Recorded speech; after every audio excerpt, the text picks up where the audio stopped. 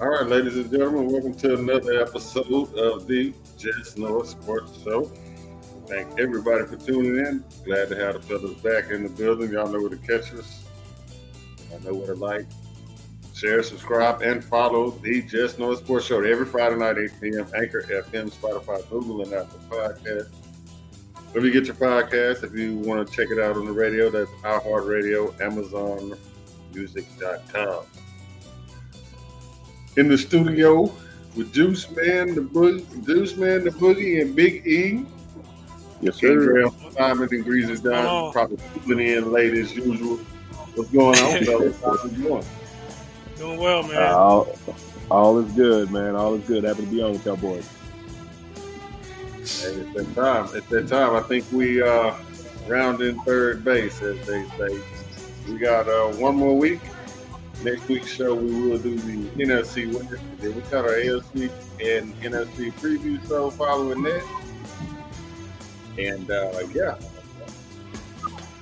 Labor Day weekend and Florida State, FSU. That's going to be Sunday night at 6:30. College football starts next week. Man, we haven't even gotten a college football show in. It's been difficult. It has been. Two boys getting in. But yeah, we're going to talk a little AFC West this week.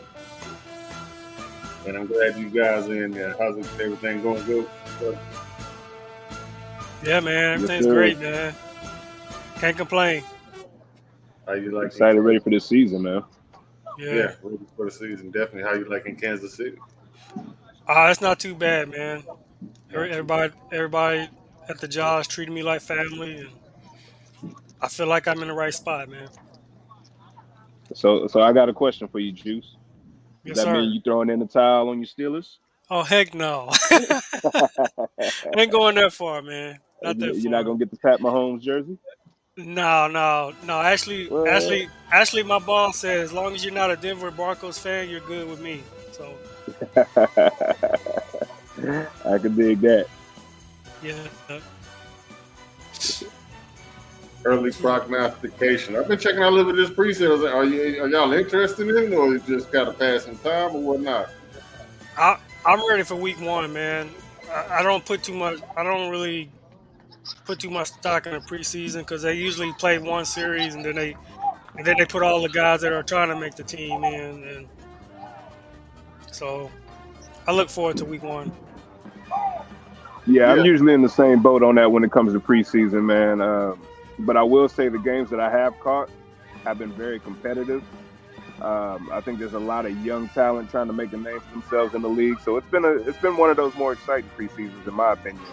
There was a good game on just the other night with Washington and Baltimore went down to the wire. So it's been real competitive. So I'm definitely excited from the season with what I've been seeing on the preseason for sure.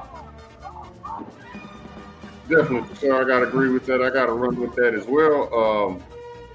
It's been some pretty close ball games outside of the 49ers got blew out by the Raiders, and I think the Steelers shut out Josh Allen in Buffalo. Like a lot of the games have been coming down to the last few minutes. So it's good to see that Washington Baltimore was really good Monday night. I caught it at the end of it. I watched it all the way up until the beginning of the third. Took a pause with the guys, came back, and I saw the end of it. And the Commanders ended the Ravens' 24-game preseason streak. But yeah, that'll get you going. But yeah, I'm ready for week one. But yeah, we definitely gonna talk some AFC West. Early thoughts on the AFC West. What you got, Juice, man? Man, I really think it's gonna be close between the Chiefs and the Chargers. I'm really not sold on either Denver or especially Raiders. I hate to say it to Greasy, man, but I think they're going to finish last. I don't see them being very competitive, especially because of their quarterback. I mean, we've seen what Jimmy Garoppolo can do, and he can't really do much. So, yeah, I still think the Chiefs are at the top. They're the class of the AFC West, and I got the Chargers right there behind them.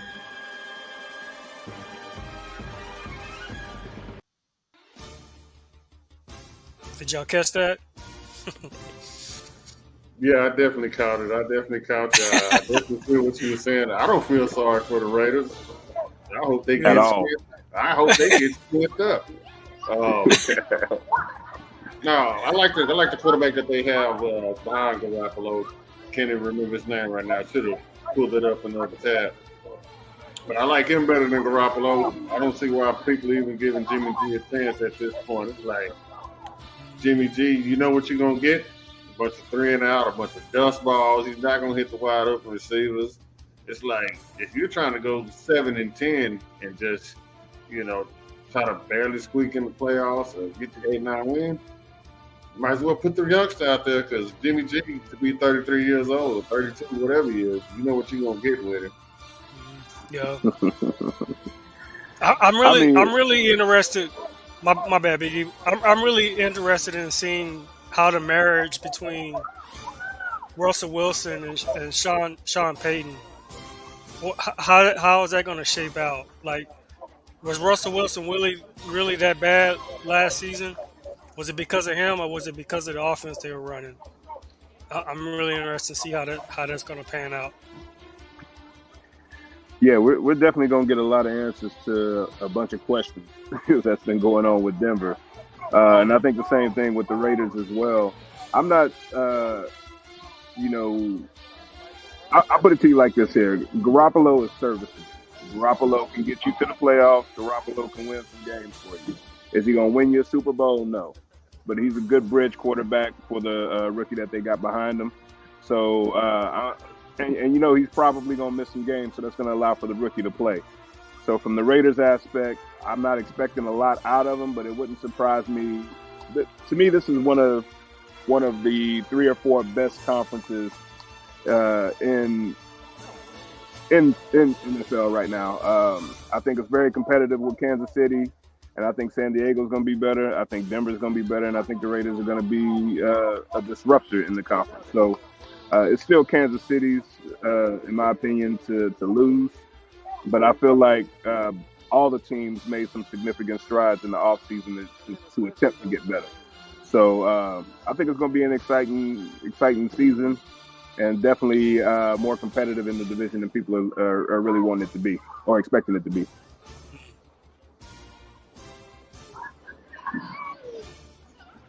I think the addition of Sean Payton helps Denver out, not only on the offensive side of the ball, but he's going to put his blueprint all over their team. I expect them to be even improvement on defense. I think he'll simplify the offense for Russell Wilson enough to keep a stable of backs going in and try to keep everybody upright. And we'll see what Jerry Jeudy and the rest of the receiving corps can do. And the tight end, the block tight end adults out there, we'll see what they can do. Kansas City's going to be hard to beat. I just keep saying eventually, kind of like one day it ain't gonna happen, and they just not gonna make it to the conference championship. But that one day ain't happen.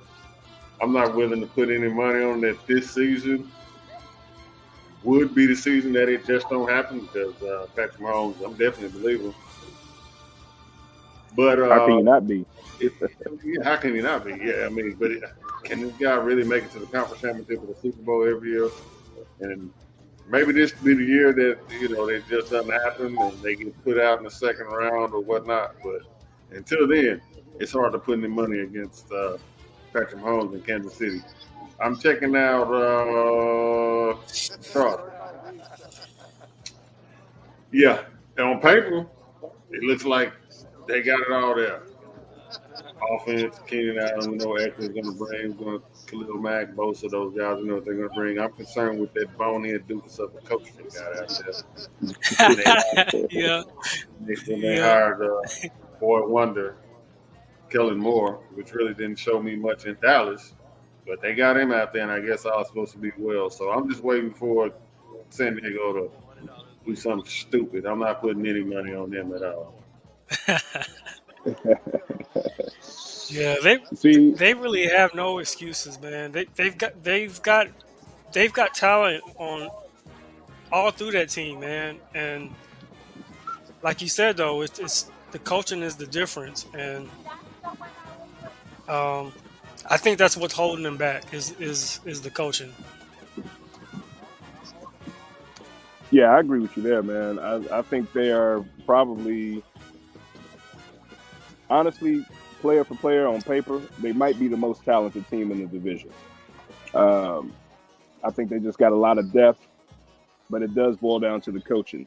Now, I actually like the Kellen Moore pickup because I think it's going to get Josh Herbert what he's been missing. Somebody that's really going to focus heavily on the offense and opening it up and really using his skill set and his talents to the best of his ability.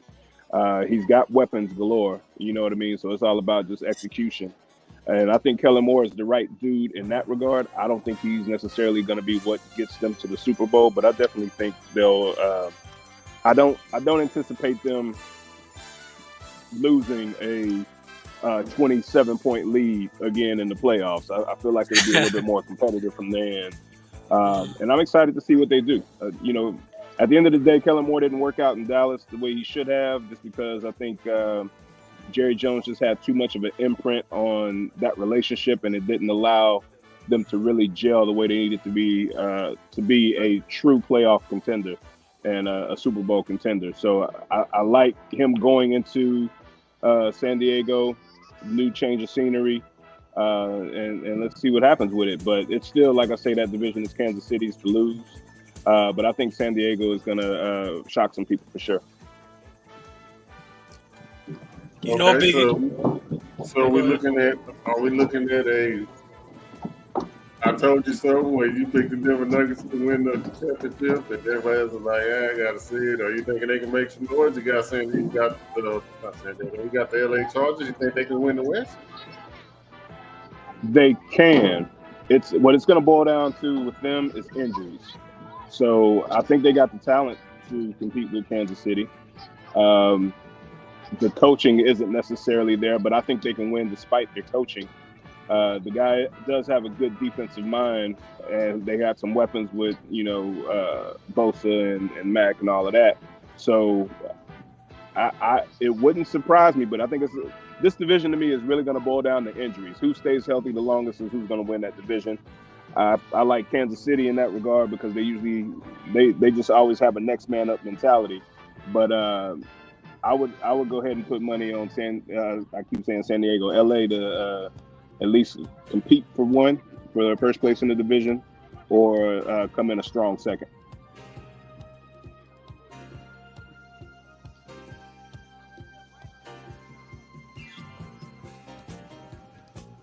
What about it, Juice, man? Yeah, I'm kind of. I still got the Chiefs ahead of the Chargers, but I got the Chargers as a close second, and then I got the Broncos right behind the Chargers, and I still got the Raiders finishing last. I just don't see the Raiders being competitive. That's what I got.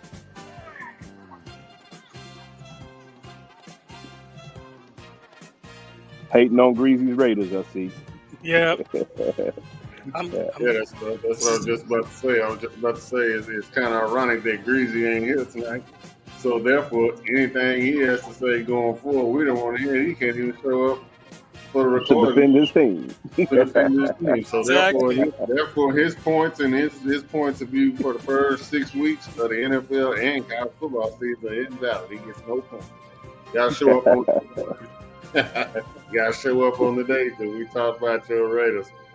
But seriously though, I could see.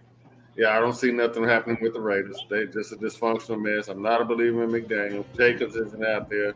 You getting Devontae Adams lit up in preseason games. I don't know. I don't know where they're going. I don't think they know where they're going. Chargers, again, we're waiting on them to screw up and do something at the end. It's on paper, but this is Madden, so.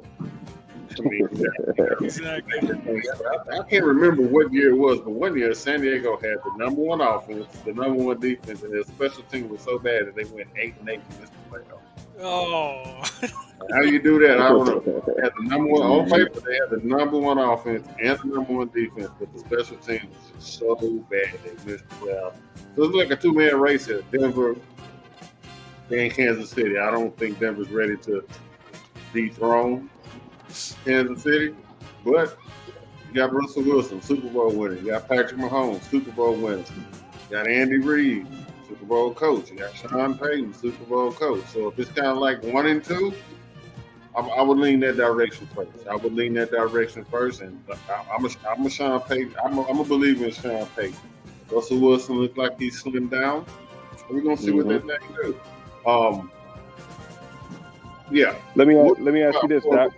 Today is the preview show, but can the Jets go in the Arrowhead and beat them? Not sure about that. See, I got to see Aaron Rodgers on the field before I can say anything about the Jets. Because there's still questions with that offensive line. They got all the talent in the world, but you got to be able to keep that old man upright for him to be able to do his job. So that's what I'm looking for with that. But let me ask you this real quick on Kansas City, though. Do you think the loss of Eric Bieniemy will have any impact on that offense? That's a good question. That's a real I don't good think question. so. Yeah. Because Eric Bieniemy coaches with a certain edge that I really think quantifies that next man up mentality. He encourages that all through and through the roster, and that's what the Commanders are having issues with right now as far as their players are concerned. They haven't ever been coached like that. But Bieniemy's old school, man. We watched Bieniemy coming up back in the day when we was in school. So he's got some of them old school qualities that you need in coaching that I think a lot of coaching lacks now. And I think that could potentially be the difference, him being gone, as to why Kansas City doesn't get back to the Super Bowl this year. Interesting. That's a good point, and that's a good point that makes it interesting. Apparently Bieniemy is out there rubbing people the wrong way out there in Maryland, wherever the Commanders are right now. It was in Ashburn, Virginia at one point, but I think they moved the team clean up to Maryland. And apparently they don't like the coaching. But that's what happens when you're accustomed to losing, and you're accustomed to wallowing in mediocrity and not pushing towards winning and actually being competitive. Somebody comes in and ruffles some feathers. I'm like, look, we tried it your way. Your way sucks. You're losing ball games. We're going to try it my way or the highway. And with today's generation of athletes, spoiled and young, getting way a lot of money at an early age when they're not necessarily mature enough to handle it, they try to rebel. So we're going to see what Eric Bieniemy can do out there with Riverboat Run. We did talk a little bit about the Commanders, Skins, whatever they're going to call them. They got over 100,000 people for the petition to change the name back. I don't think it's personally going anywhere. But yeah, keep an eye on the Skins out there. They had a top 10 defense last year. I did see a couple of their corners at secondary. I think they drafted a couple of corners, and they play tough. They get after it. They don't know what they're doing. They're going to give up some plays, but at least they're going to be physical out there at the line of scrimmage. And they got a lot of weapons on offense. Scary Terry, Robinson, the running back out of Alabama. Gibson, he's another kind of like a change of pace, kind of a multifaceted weapon at running back. Dotson, TCU. Then they got Curtis Samuels. So keep an eye out on those guys. The culture is the main thing. I think Bieniemy is bringing that culture in that Commanders haven't had in a very long time. So I hate to see him in the NFC East because I feel like they could sneak a game from my Cowboys, but we're going to see what happens. But I do like Bieniemy being over there. Hey, guys, do y'all think Sam Howell is good enough? Yes, I think Sam Howell is good enough, and it's because of the team that they have around him. Like, they have enough weapons on offense to really put some points on the board. So we know what the defense is going to do, and they didn't even have Chase Young last year. I mean, Jonathan Allen and Deron Payne. That's not too shabby up front. I think you got two of the better defensive tackles. Linebacking core is young, but fast. But it starts right there in that front seven. And with the offense, they were 7-5 when Heineken in his starting quarterback last year, and they were tied with the Giants. But third and fourth spot. I think Dallas was maybe a game and a half ahead, and the Eagles were like 3 games ahead of everybody. And Washington had just beat Philadelphia, so they were doing it. They were in playoff contention with Heineken, and then all of a sudden, for some odd reason, insert Carson Wentz, and they proceeded to lose the next 5 games. Like, what was that? Like, I don't understand that at all. But yeah, definitely, he doesn't have to go out there and be Dan Marino in 1984. He doesn't have to be Dan Fouts in 81. He doesn't have to be Patrick Mahomes in 2020. He just get the ball to Samuel, get the ball to your playmakers, rely on your defense. Don't try to be something you're not. A lot of these teams right now, I mean, look, you only got 5 to 7 quarterbacks that you can be like, okay, go win this ball game for me, and they're going to do it on a consistent basis. The rest of these guys, including the youngsters that are coming in, it's just don't screw the thing up. Yeah. You know, you got Josh Allen, you got Patrick Mahomes, you got Herbert, you got Hurts, you got Lamar Jackson. I mean, what else? Herbert, what else are we really talking about? I mean, other than those 5, 7 guys right there, the rest of them is just pretty much, you know, don't screw it up. I mean, if you look at Dak Prescott, good quarterback. Derek Carr, good quarterback. Brock Purdy, good quarterback. Daniel Jones, good quarterback. I mean, I can go down the list. I mean, you can just basically go down the list and see what's going on. Russell Wilson, his better days are behind him. Good quarterback. So you just don't want your quarterback to go out there and screw it up. But long story short, yeah, I think he's good enough, and they can catch you slipping. Yeah, I agree, man. They just need somebody to come in there and be a Trent Dilfer like he was for the Ravens back in 2000. Mm-hmm. You know, somebody to come in there and not turn the ball over, make the throws when they need to on third down to move the chains, and just be an overall leader on the field. They don't have to win the ball game; just make the plays to not lose the ball game, and they'll be in effect. You know, our defense is strong. And like I say, the addition of Bieniemy coming over from Kansas City is the culture change that they needed, in my opinion. So, yeah, they low key scare me a little bit. I mean, I didn't want to give them no credit beforehand, but you know, watching them play Baltimore the other day in the preseason, I could just see the attitude starting to change. You know, Bieniemy's already put his fingerprints on the team, and it's already translating. Sounds like. Yeah. Mm-hmm. No doubt. So. Yep. And I think you made a good point. Attitude and culture, which is why, because we are talking about the AFC West again, just on a sports show. It's every Friday night. It's 8 p.m. Anchor FM, Spotify, Google, and Apple Podcasts, where we get your podcasts, all that good stuff. Thank you for your support, and slide over to the YouTube channel. That subscribe and share button up. Run your boys up. But yeah, the culture and just the culture and the pep and the step of wanting to actually win. No wolf tickets. Like, if you want to win, things have got to change. You know, and that's what again, I'll go back to Sean Payton. That's why I'm high on this situation he's got on with Denver. He's going to bring a winning culture. He knows how to win. He's a proven coach that his track record says he knows how to win. So, I mean, it's going to be looking up out there in the NFC East. Again, like I said, I don't think the Giants were that good last year, but everybody's talking about Dallas and Philly. Washington, they beat the Eagles last year, and they always play Dallas tough. So, hey, if you don't go out there in business, you're going to get beat. And I'm going to tell you like this, too, here. Those Giants aren't to be slept on. You know what I mean? Daniel Jones has got his money, so it's time to show up. They still got Saquon came back. They have the addition of Waller. You know, Shepard has always been a nice slot receiver. Not a true number one, but he's a definite number 2 and a number 3 and can play like a number 1 when he needs to. So NFC East, AFC West, I'd say AFC East, and those are my top 3, to be honest with you. The conferences that I'm just watching to see what happens. But like I say, with that AFC West, man, it's Kansas City's to lose. And the only team that I can see them really making noise is the Chargers.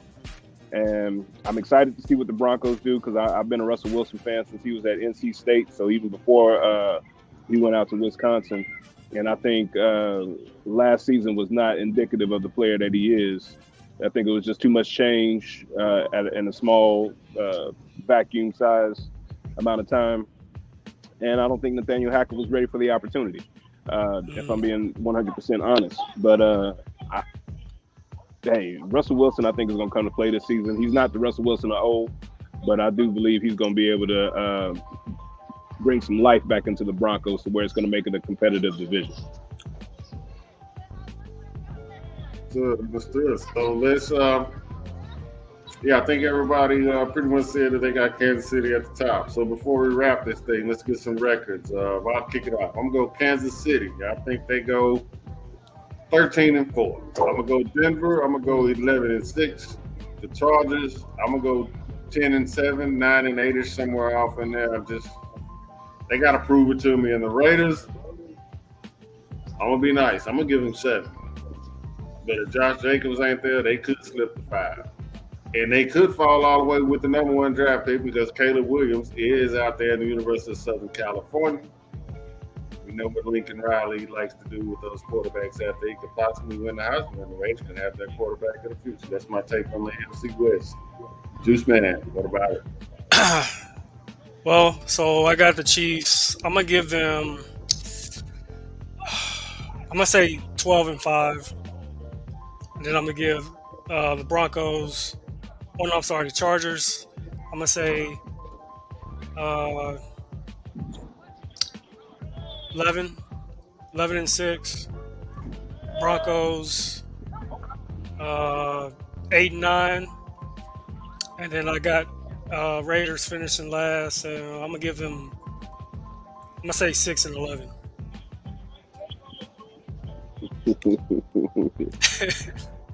Yeah, old greasy boy can't defend his Raiders today. Exactly. That's where they're gonna be at too. Top 5 pick coming their way. For Kansas City, I'm gonna go 12-5 as well. I think this is gonna be the year where they get tested. But when you got Pat Mahomes back there, man, you're gonna be able to pull out some miracles in the end. So 12-5 for them. Chargers. I feel like the Chargers are gonna get 11 wins, man. I don't know why, but I got this feeling like they're going to be able to pull off 11 wins if everybody stays healthy. So I say Chargers at 11-6. I think the Broncos will go probably like 10-7, and then the Raiders, give me 5, maybe 6 wins. I want to say 7 wins, but I just don't see it yet. I got to see them on the field, see what they really look like, because I feel like they can hit some momentum and maybe get like a 2-3 game winning streak, and then I feel like they'll just tank for the rest of the season. Like something will happen, and a team that'll trade a franchise quarterback like Derek Carr and replace him with Jimmy Garoppolo does not deserve to have more than 6 wins in the next season. It's my opinion, but that's just how I feel about it. But if you leaning on Josh McDaniels, I can't give Josh McDaniels more than 6 wins, man. He's going to do something to mess up the culture. Devontae Adams is going to want out by mid-season. And that's what it's going to be, But they do have some potential. If they can gel, then they may be able to get to 8-9. But I really don't see him, as of right now, I don't see him getting any more than about 6 wins, man. Gotcha. And 8-9 wins for the Las Vegas Raiders with big success. Ian Jackson, ladies and gentlemen. Big E, ladies and gentlemen, 6 or 7 wins. Josh McDaniels, he is not a fan, and that is a consensus around the board. We're going to wrap this thing. It's been a pleasure, gentlemen. It's been a pleasure, my man. And again, this is the Dev Snow Sports Show. We're going to sign off on this one. Next week, we will talk about the NFC West. We got Trey Lance. It looks like he's on his way out. Sam Darnold's been moved up to number 2. While the San Francisco 49ers give up 3 number 1 draft picks to slide all the way up from 12 to 3 for a player. They could have got the 12th round. That's just a miscommunication between between front office personnel and short and long-term goals. It's important to communicate what you got going on. It's important to know what the left hand is thinking. 49ers are a win-now team, and they drafted a quarterback that may be 3 years to develop. Again, Just North Sports. Check it every Friday night. That's 8 p.m. Anchor FM, Spotify, Google Podcast.